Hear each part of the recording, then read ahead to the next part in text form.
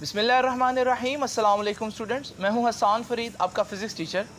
Students, आप लोग जानते हैं कि लास्ट लेक्चर में हम लोगों ने इलेक्ट्रिक पोटेंशियल को बहुत डिटेल में डिस्कस किया। उससे पहले इस चैप्टर के स्टार्ट में हम इलेक्ट्रिक इंटेंसिटी भी फाइंड आउट कर चुके थे। तो अब हमारे पास दो वेरिएबल्स हैं, एक इलेक्ट्रिक इंटेंसिटी और एक इलेक्ट्रिक पोटेंशियल। अब वक्त आ गया है कि हम ये डिस्कस करें कि एक वेरिएबल अगर हमें मालूम हो, जैसे कि इलेक्ट्रिक पोटेंशियल अगर हमें मालूम हो, तो हम किस तरह से इलेक्ट्रिक इंटेंसिटी मालूम कर सकते हैं। यानी कि it is time to discuss the relationship between electric intensity and electric potential, और यही जानेंगे हम आज के लेक्चर में। तो स्टूडेंट्स, स्टार्ट करते हैं आज का लेक्चर। स्टूडेंट्स, जैसे कि मैं आप लोगों को बता चुका हूं कि आज का आर्टिकल हमारा क्या है। आज का आर्टिकल है इलेक्ट्रिक फील्ड और इलेक्ट्रिक पोटेंशियल का रिलेशन फाइंड आउट करना। मैंने इसको क्या लिखा हुआ है, electric field as potential gradient. इसका क्या मतलब है ये आपको आज के लेक्चर के एंड पर पता चलेगा। लेकिन आप इस लेक्चर को यूं इमेजिन करें कि हम लोग बेसिकली क्या फाइंड आउट कर रहे हैं। हम लोग फाइंड आउट कर रहे हैं, we want to establish a relationship, एक रिलेशनशिप फाइंड आउट करना चाह रहे हैं किस किस के दरमियान, बिटवीन इलेक्ट्रिक फील्ड जिसको हम चैप्टर के स्टार्ट में पढ़ कर आए हैं और उसको हम E से रिप्रेजेंट करते हैं, electric field and electric potential, और इलेक्ट्रिक पोटेंशियल जिसको हम V से रिप्रेजेंट करते हैं। बेसिकली हम क्या चाहते हैं, हम चाहते हैं कि एक ऐसा रिलेशन हमारे पास हो जिसमें V भी हो और E भी हो, इलेक्ट्रिक पोटेंशियल भी हो, इलेक्ट्रिक फील्ड भी हो, ताकि अगर मुझे ये दिया हो तो मैं ये फाइंड आउट कर सकूं, और अगर मुझे इसकी वैल्यूज दी हो तो मैं फिर इलेक्ट्रिक पोटेंशियल को फाइंड आउट कर सकूं। स्टूडेंट्स, एग्जैक्ट यही बात आपकी बुक जो है बिल्कुल पहली लाइन में कह रही है कि we want to establish a relationship between electric field and electric potential. तो वो रिलेशनशिप उस आर्टिकल के नाम में आ रहा है, पोटेंशियल ग्रेडियंट। लेकिन ये हमें तब तक नहीं समझ में आएगा जब तक हम लेक्चर के एंड तक ना पहुंचे। स्टूडेंट्स, आप लोग जानते हैं इस पूरे चैप्टर में जहां जहां इलेक्ट्रोस्टैटिक्स के कॉन्सेप्ट थे, वहां मैंने आपको पहले ग्रेविटी के जरिए एक्सप्लेन किया और फिर उन कॉन्सेप्ट्स को यहां इलेक्ट्रोस्टैटिक्स में अप्लाई कर दिया। आज भी हम ऐसे ही करेंगे स्टूडेंट्स। ज़रा इमेजिन करें स्टूडेंट्स, आप लोगों को मैं पहले बता चुका हूँ कि हमारे पास चार्जेस के गिर्द एक फील्ड होता है। उस फील्ड को हम इलेक्ट्रिक फील्ड कहते हैं, जिसमें कोई और चार्ज जब एंटर हो तो उस पर फोर्स लगती है। बिल्कुल इसी तरह से हम लोगों ने देखा कि मैसेस के गिर्द एक फील्ड होता है जिसे हम ग्रेविटेशनल फील्ड कहते हैं, और अगर कोई और मैस इसमें एंटर हो तो उसको एक फोर्स लगती है।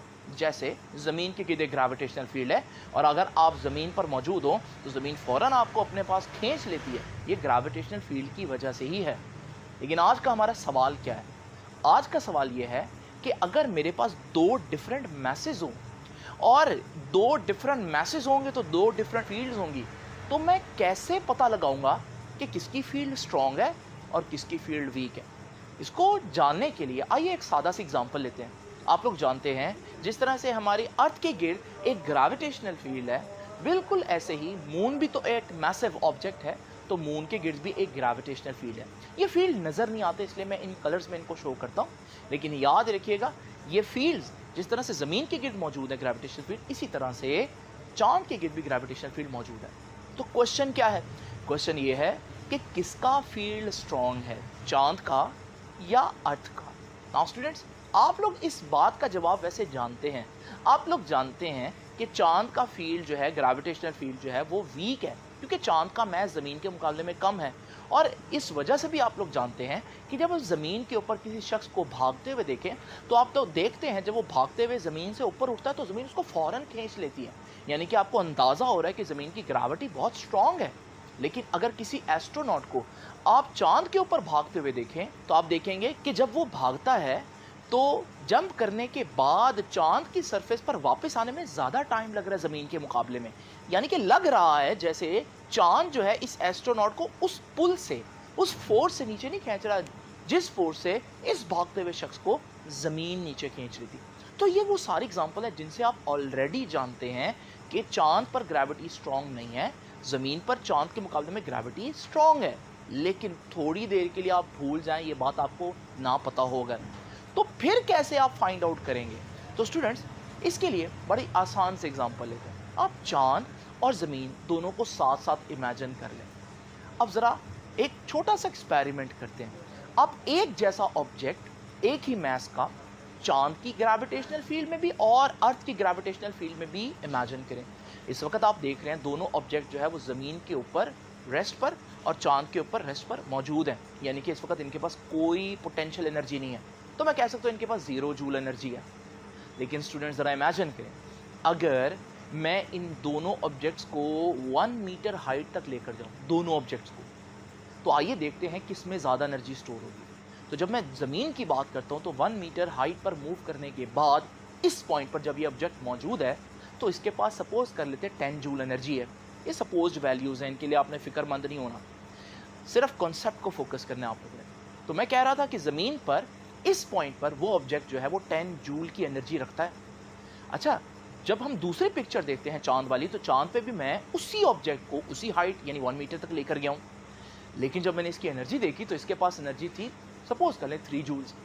इसका मतलब क्या हुआ स्टूडेंट्स? इसका मतलब ये हुआ कि सेम हाइट पर जाने पर भी दोनों में एक जैसा एनर्जी स्टोर नहीं हुई, बल्कि चांद पर जो ऑब्जेक्ट है उसमें कम एनर्जी स्टोर है, जबकि ज़मीन पर जो ऑब्जेक्ट है उसमें काफ़ी ज़्यादा एनर्जी स्टोर है। नाउ स्टूडेंट्स, आप लोग मेरे से पूछेंगे कि सर आपको कैसे पता चल रहा है कि वहाँ एनर्जी ज़्यादा है ज़मीन के ऊपर और उसी ऑब्जेक्ट के पास चांद के ऊपर एनर्जी कम है?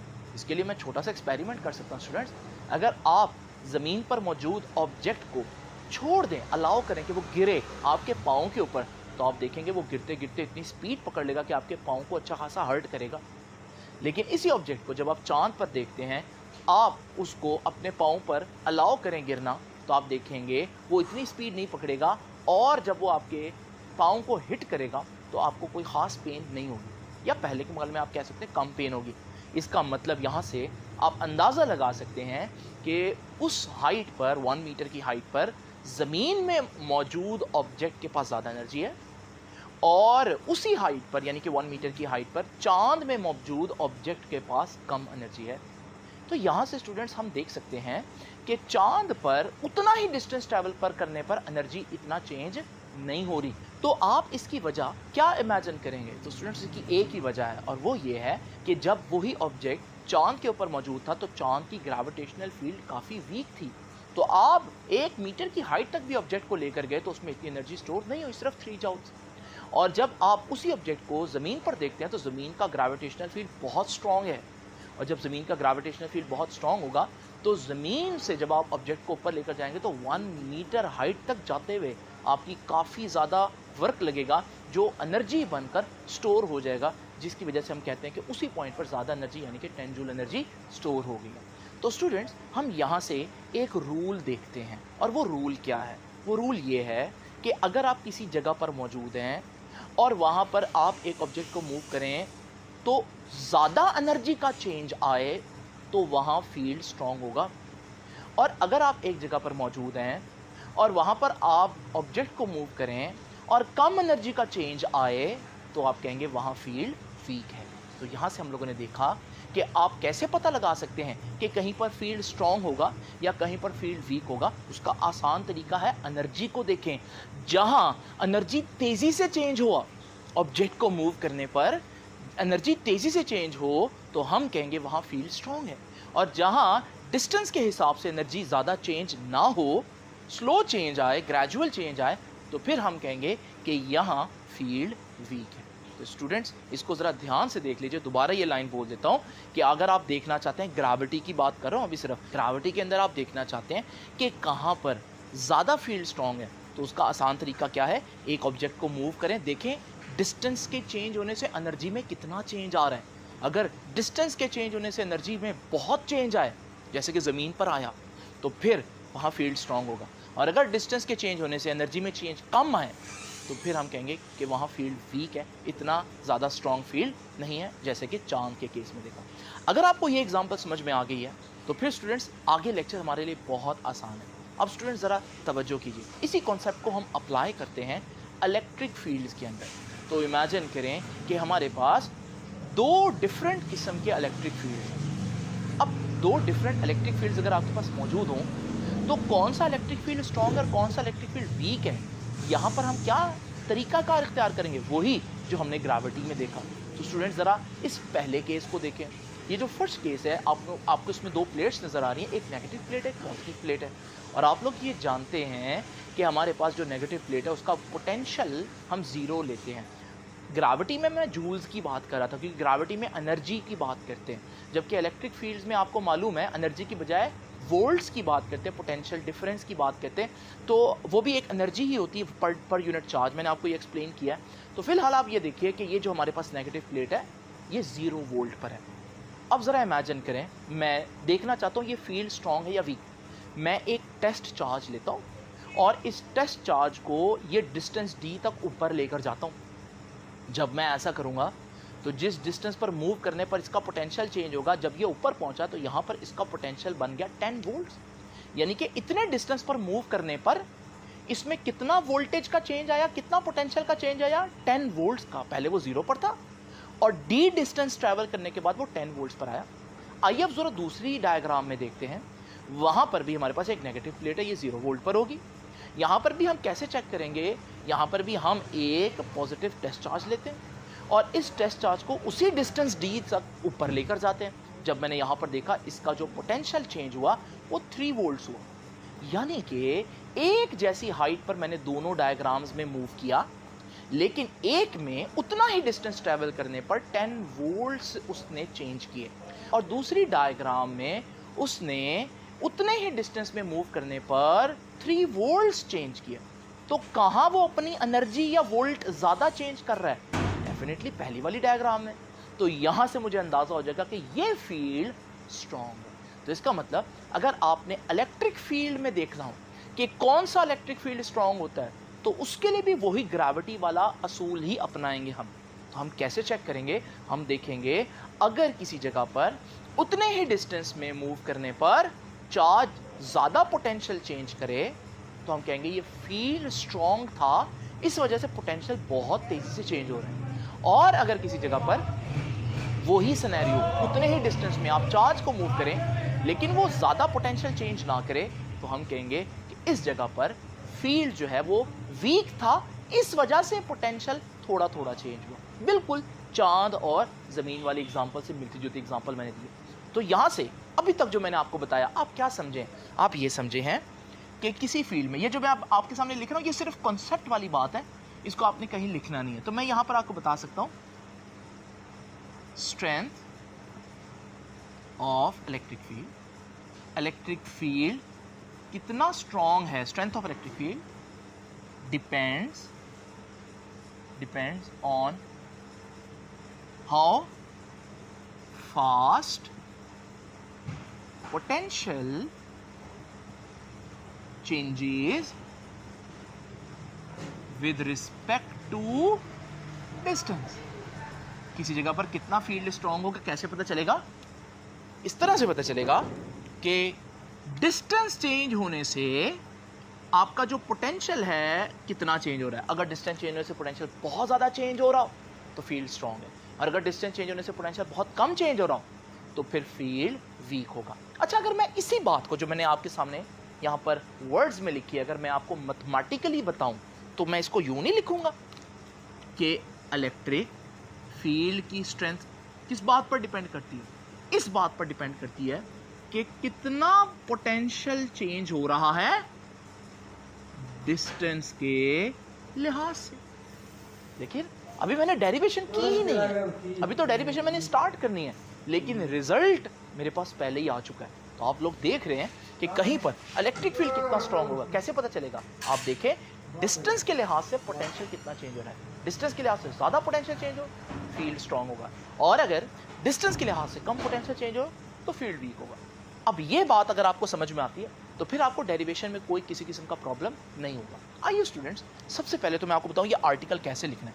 ये जो चीज़ें मैंने अभी आप लोगों को बताई हैं ये सिर्फ कॉन्सेप्ट से रिलेटेड है। तो मैं यहाँ पर एक लाइन लगा देता हूँ कि भाई आर्टिकल अब हमारा यहाँ से स्टार्ट होगा, क्योंकि आप लोगों को मालूम है जब आपने बोर्ड में ये क्वेश्चन अटैम्प्ट करना है तो बोर्ड में क्वेश्चन अटैम्प्ट करते हुए आप लोग इसको ऐसे नहीं लिख सकते जैसे हम पढ़ा रहे होते बोर्ड के ऊपर। तो आपने उसको कैसे लिखना है, जैसे प्रॉपर आप लोगों को आर्टिकल लिखना चाहिए। तो याद रखिएगा सबसे पहले आप लोगों ने एक्सप्लेनेशन की हेडिंग देनी। अब इस एक्सप्लेनेशन की हेडिंग में आप लोग क्या क्या लिखेंगे, तो मैं यहां पर लिख रहा हूं बुक लाइन्स। जितनी भी लाइंस मैं अभी आपके सामने यहां पर हाईलाइट करूंगा वही आपने बुक से उठाकर लिख देंगे। तो उसमें आप क्या क्या चीजें, एक्सप्लेनेशन में आप बेसिकली क्या देंगे, इस लेक्चर का इंट्रोडक्शन देंगे कि हम क्या क्या कर रहे हैं। सबसे पहले तो आपका इंट्रोडक्शन क्या देना है, सबसे पहले तो यही बताना है ना कि हम क्या करना चाहते हैं। We want to establish a relationship between electric intensity and electric potential, जो कि मैं कॉन्सेप्चुअली बना चुका हूं, लेकिन मैथमेटिकली भी मैंने बनाना है। तो स्टूडेंट्स, इलेक्ट्रिक इंटेंसिटी और इलेक्ट्रिक पोटेंशियल के दरमियान एक रिलेशन हम लोगों ने डेवलप करना, एस्टैब्लिश करना, यही बात आपकी बुक की पहली लाइन बता रही है कि we want to develop a relationship between electric intensity and electric potential. दूसरी बात स्टूडेंट्स, इसके लिए हम क्या सिनेरियो लेंगे, वो सिनेरियो भी मैंने आपको बताया कि हम एक पॉजिटिव प्लेट लेंगे, एक नेगेटिव प्लेट लेंगे और एक चार्ज को ऊपर तक लेकर जाएंगे। ये सारी बात तो याद रखिएगा, आपकी बुक की भी आगे यही लाइंस है। बुक कह रही है कि हमारे पास लेट अस कंसीडर 2 प्लेट्स, उनके दरमियान डिस्टेंस कितना d है, एक प्लेट नेगेटिव है, एक प्लेट पॉजिटिव है, उनके दरमियान इलेक्ट्रिक इंटेंसिटी यूनिफॉर्म है, E है, और हम लोग फाइंड आउट करना चाहते हैं कि रिलेशनशिप कैसे डेवलप करना है, एस्टैब्लिश करना है। तो ये सारी बातें जो मैंने हाईलाइट की है, ये वाला पैराग्राफ, ये आपकी एक्सप्लेनेशन में आ जाएगा। यहाँ से अब हम लोग डेरिवेशन स्टार्ट करते हैं। स्टूडेंट्स, ये डायग्राम जो मैंने आपको 3D में दिखाई है, आपके सामने बनाई भी हुई है। ये प्लेट A है, ये प्लेट B है। आप एक चार्ज को, पॉजिटिव चार्ज को कहाँ लेकर जा रहे हैं, ऊपर लेकर जा रहे हैं, लो पोटेंशियल से हाई पोटेंशियल। इसके पोटेंशियल को मैं VA कह दूं और इस प्लेट का जो पोटेंशियल है मैं उसे VB कह देता हूं। अब जरा तवज्जो कीजिए, जब हम इसको ऊपर लेकर जाएंगे तो मैं डिस्टेंस ऊपर ट्रैवल कर रहा हूं। बहुत इंपॉर्टेंट बात, इस चार्ज का डिस्टेंस हम ऊपर को लेकर जा रहे हैं, तो इसका डिस्प्लेसमेंट ऊपर को होगा। नाउ स्टूडेंट, जरा तवज्जो कीजिए, आप लोग ये बात भी जानते हैं कि ये प्लेट पॉजिटिव है और ये चार्ज जो मैं ऊपर लेकर जा रहा हूं ये भी पॉजिटिव है, तो पॉजिटिव को रिपेल करेगा। ये पॉजिटिव इस पर फोर्स कहां को लगा रहा है, तो याद रखिएगा फोर्स तो नीचे लग रही है। क्लियर हुआ स्टूडेंट्स? तो अगर आप इसको यूं देखें कि ये हमारे पास पॉजिटिव चार्ज है जिसको मैं ऊपर लेकर जाना चाह रहा हूं, तो मैं जब इसको ऊपर लेकर जाना चाह रहा हूं, वो जो ऊपर वाली प्लेट है वो इसको नीचे को फोर्स लगा रही है, तो इसकी जो रिपल्शन की फोर्स है वो नीचे को है, लेकिन मैं फिर भी इसको ऊपर को लेकर जा रहा हूं, तो डिस्प्लेसमेंट ऊपर को हुआ। जरा गौर से देखिए, फोर्स और डिस्प्लेसमेंट के दरमियान एंगल क्या बन रहा है, 180 डिग्री, बिल्कुल एक दूसरे के ऑपोजिट है। ये बात आप लोगों ने याद रखनी है स्टूडेंट्स। तो अब मैं चलता हूं अपनी बात की तरफ। हम लोग पहले पढ़ चुके हैं, या मैं डेरिवेशन का नाम दे देता हूं कि मैथमेटिकल डेरिवेशन।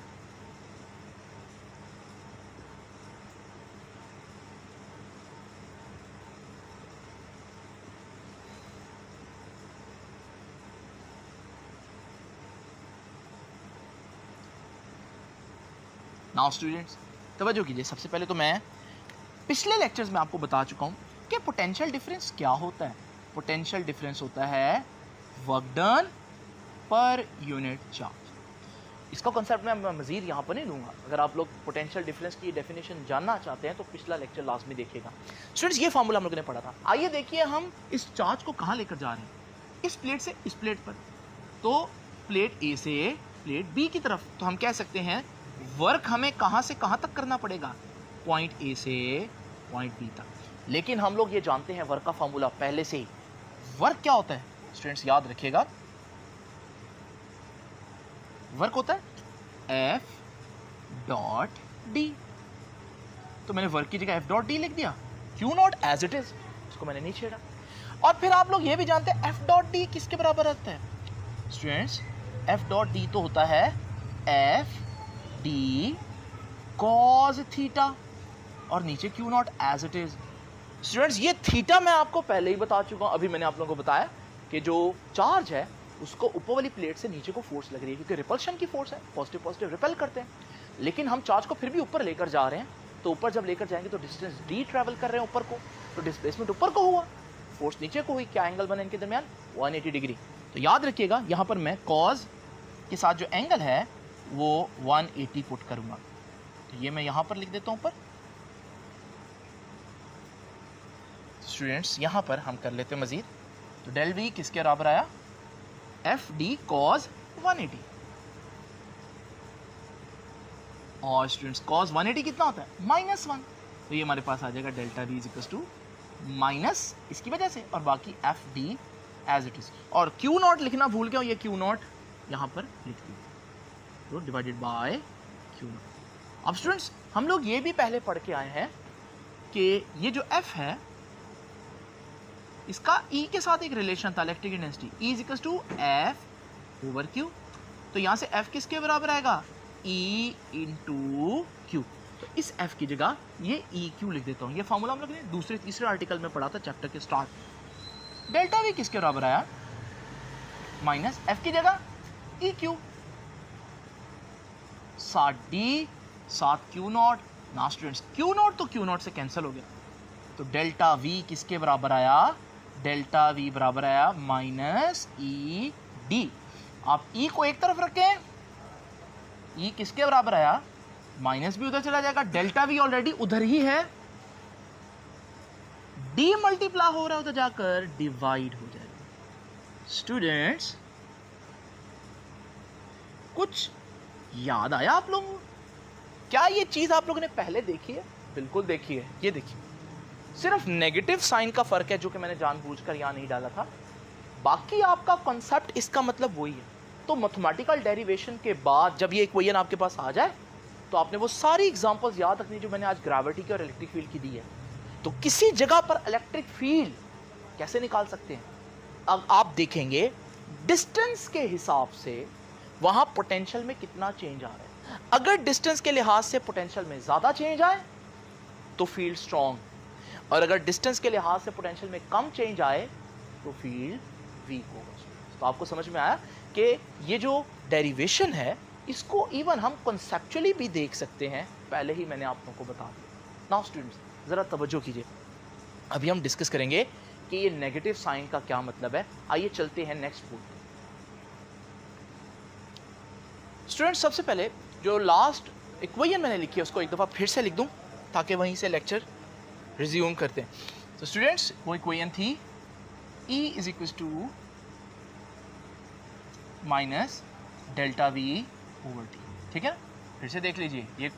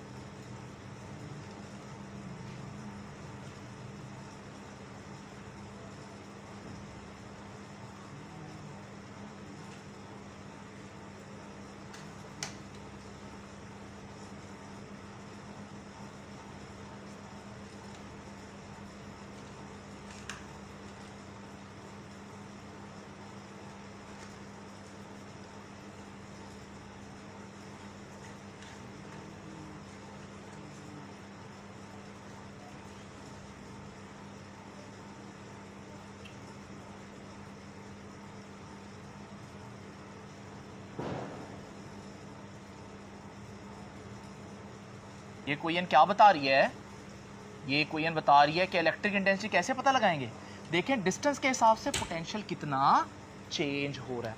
ये जो प्लेट्स मैंने अभी आप लोगों को दिखाई हैं इसमें एक प्लेट से दूसरी प्लेट तक कई डिस्टेंसेस बन सकते हैं। आप एक चार्ज को यहाँ से यहाँ भी लेकर जा सकते हैं, आप उसी प्लेट तक जाने के लिए ये रास्ता भी इख्तियार कर सकते हैं।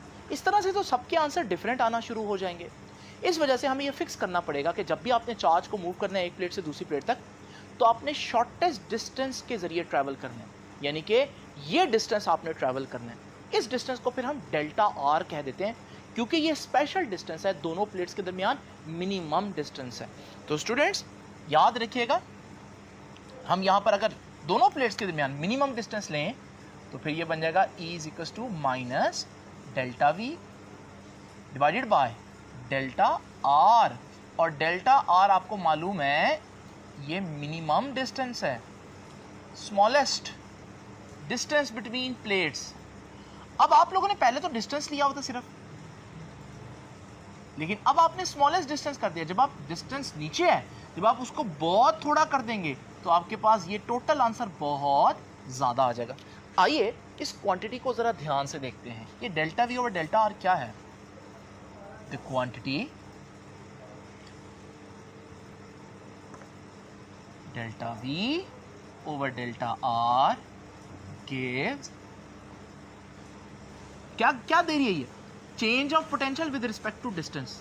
लेकिन आपने नीचे डिस्टेंस कम से कम कर दिया है, तो फिर ये चेंज ऑफ पोटेंशियल मैक्सिमम आएगा, क्योंकि जब नीचे वाली चीज कम हो तो टोटल आंसर बढ़ जाता है। The quantity delta V over delta R gives maximum rate of change of electric potential with distance. Electric potential with distance. आपको मालूम है जब दो चीजों को हम डिवाइड करते हैं चाय बनाओ यार, तो उसको रेट कहते हैं। तो ये rate of change of potential with respect to distance. कई जगहों पर विद रिस्पेक्ट टू टाइम, नीचे टाइम आता है, जैसे एक्सेलरेशन की फार्मूला में rate of change of velocity, तो उसमें रेट का मतलब क्या है? आपने टाइम से डिवाइड किया हुआ है, यहाँ आपने डिस्टेंस से डिवाइड किया, इसलिए मैंने बोला कि विद रिस्पेक्ट टू डिस्टेंस। यहाँ पर विद रिस्पेक्ट टू लिख देते हैं ना। स्टूडेंट जरा तवज्जो कीजिए। अब हम लोगों ने क्या सीखा? हम लोगों ने ये सीखा, अब मैं रिलेशनशिप बता रहा हूं तो कंक्लूजन करने लगा हूं। आइए जरा पिछले बोर्ड पर चलकर देखते हैं कि हम लोग बेसिकली फाइंड क्या करना चाह रहे थे। आर्टिकल का स्टार्ट हम लोगों ने कहां से किया था? आइए चलते हैं पिछले बोर्ड पर। स्टूडेंट्स, मेरा एम क्या था आज के आर्टिकल में? To establish a relationship between E यानी electric field and V and electric potential. और आप लोग देख रहे हैं कि अभी तक हमारे पास फार्मूला आया, उसमें एक तरफ ई भी है और एक तरफ वी भी है, यानी कि रिलेशन तो आ गया। अब ये क्या रिलेशन है, कैसे लिखूंगा इसको? तो हम देख सकते हैं इलेक्ट्रिक इंटेंसिटी किसके बराबर आ रही है? Negative of this thing. And what is this thing? उसको तो मैं लिख चुका हूं। तो हम यहां से कह सकते हैं what is electric intensity. Hence, अब ये कंक्लूजन है, hence electric intensity is equal, ठीक है, इलेक्ट्रिक इंटेंसिटी इज इक्वल, यहां तक पहुंचो। आगे क्या है? Negative sign is equal to negative of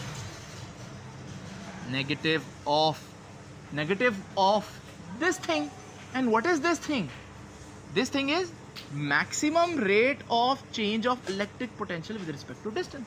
तो हम यही लिख देते हैं। Hence electric field intensity is equal to negative of maximum rate of change of electric potential. लेकिन इसके बारे में स्टूडेंट्स, अब मैं आपको एक बात बताता चलूं। जब हम दो वेरिएबल्स को डिवाइड करते हैं तो इसको फिजिक्स में हम कहते हैं ग्रेडियंट। यानी कि मैं ये कह सकता हूं ये क्या है, या तो मैं इसको ये पूरी बात कह दूं, या मैं इसको कह सकता हूं कि ये क्या है? ये ग्रेडियंट ऑफ पोटेंशियल है। रेट ऑफ चेंज को हम ग्रेडियंट कह देते हैं।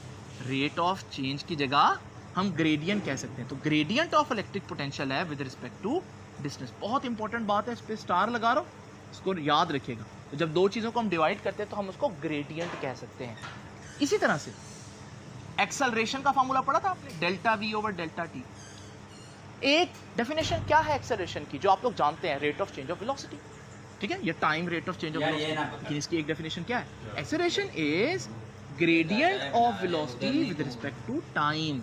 तो यहां पर भी हम ये कह सकते हैं कि ये जो क्वांटिटी है इसको हम ग्रेडियंट ऑफ पोटेंशियल भी कह सकते हैं। यहां पर भी लिख देता हूं ग्रेडियंट ये चाय कब बनाई थी? ऑफ पोटेंशियल या इलेक्ट्रिक पोटेंशियल। दोपहर को बनाई है कि सुबह बनाई है? डिस्टेंस। कितने बजे?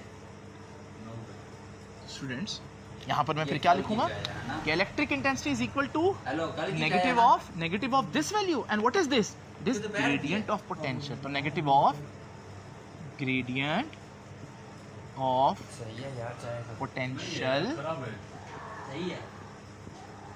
with respect to मुझे याद आ गया जब मैंने कॉफी डाली थी। distance।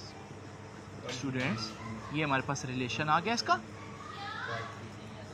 दिखने में बड़ी मुश्किल सी स्टेटमेंट है, लेकिन हम लोगों ने जो कंसेप्ट पढ़ा है उसमें आप लोग जानते हैं कि सिंपल मतलब क्या है इसका, कि इलेक्ट्रिक इंटेंसिटी बराबर है negative of gradient of potential with respect to distance. का मतलब है कि डिस्टेंस चेंज करने से कितना तेजी से पोटेंशियल चेंज हो रहा है।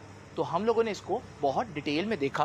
नाउ स्टूडेंट्स, अब क्वेश्चन है कि ये नेगेटिव साइन क्या बता रहा है, ये जो नेगेटिव साइन है,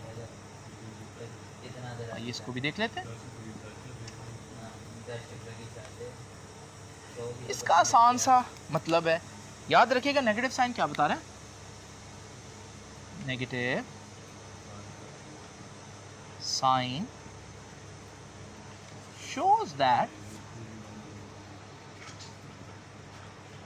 shows that electric field is directed, हमेशा उसकी डायरेक्शन कहाँ को होती है, towards decreasing potential। जैसे कि मिसाल के तौर पर मैंने आपको अभी पिछले बोर्ड पर जो डायग्राम बनाई है, उस डायग्राम में ज़रा देखते हैं स्टूडेंट्स। ये देखिए जी, ये हमारे पास पॉजिटिव प्लेट है, आपको मालूम है ये हाई पोटेंशियल है, ये नेगेटिव प्लेट है, ये लो पोटेंशियल है। तो पोटेंशियल कहाँ को डिक्रीज कर रहा है, नीचे को डिक्रीज कर रहा है ना।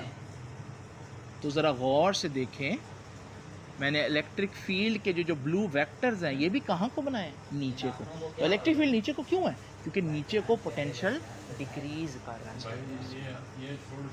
स्टूडेंट्स, एक और बात, और वो है unit of E, electric field का यूनिट। अच्छा स्टूडेंट्स, आप लोग जानते हैं, यहाँ पर मैं बताता चलता हूँ, ई का यूनिट, ई का फॉर्मूला पहले क्या पढ़ा था हम लोगों ने, E is equal to F over Q, और एफ का यूनिट क्या होता है, न्यूटन, और चार्ज का यूनिट क्या होता है, कूलम। तो इलेक्ट्रिक इंटेंसिटी का वो यूनिट जिससे हम अभी तक वाकिफ थे वो है न्यूटन पर कूलम। लेकिन आज जो फार्मूला आया इलेक्ट्रिक इंटेंसिटी का, उसको देखिए क्या फार्मूला है, E is equal to delta V over delta are.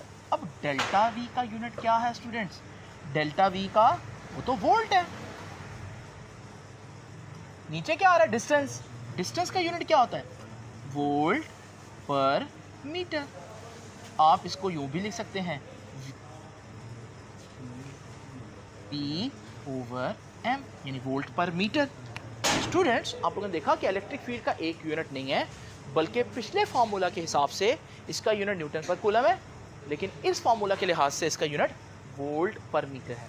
लेकिन क्या स्टूडेंट्स ये दोनों आपस में बराबर हैं? क्या मैं प्रूव कर सकता हूँ कि वोल्ट पर मीटर और न्यूटन पर कूलम एक ही चीज़ है? क्योंकि अगर दोनों एक ही चीज़ के यूनिट हैं, यानी दोनों ही इलेक्ट्रिक इंटेंसिटी के यूनिट है, तो दोनों को सेम भी होना चाहिए। अब ये छोटी सी चीज़ रहेगी जो मैं अभी आप लोगों को बताने लगा हूँ, वो है इनका प्रूफ। स्टूडेंट्स, आप लोगों ने देखा कि इलेक्ट्रिक इंटेंसिटी के दो यूनिट्स हैं, न्यूटन पर कूलम भी और वोल्ट पर मीटर भी। क्या ये दोनों आपस में बराबर हैं, एक ही चीज़ के दो नाम है? बिल्कुल स्टूडेंट्स, आप यहाँ से आगाज़ करें। ये क्या है जी, ये है वोल्ट पर मीटर। लेकिन आप लोग पहले जानते हैं कि volt work done per unit charge है ना, तो वोल्ट को लिख सकता हूँ जूल पर कूलम, ठीक है जी। और ये वाला नीचे वाला मीटर एज इट इज आ गया, ठीक है जी। याद रखिएगा वोल्ट क्या होता है, जूल पर कूलम, तो वो मैंने लिख दिया। अब स्टूडेंट्स, जूल क्या होता है, याद रखिएगा जूल होता है न्यूटन मीटर। ये आप लोग काफी दफा पढ़ चुके हैं पहले भी।